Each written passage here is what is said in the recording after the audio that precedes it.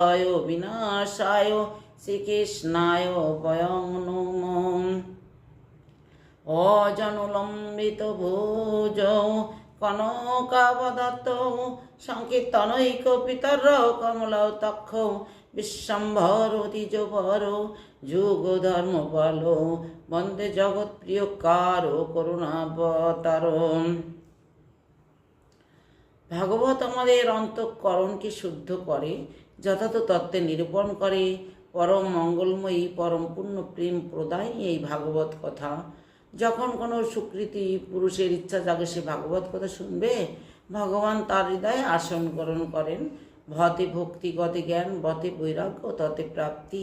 যেটা শুনলে ভক্তি জ্ঞান বৈরাগ্যের প্রাপ্তি হয় সেটাই হলো ভাগবত। এই ভাগবত হচ্ছে শুকদেবের মুখনিসৃত বাণী। প্রবাদে আছে তোতা পাখির এঁটো ফল বেশি মিষ্টি হয়।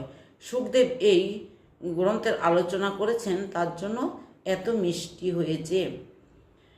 এই ভাগবত রূপ এই যে ফল, এই ফল নিরন্তর পান করতে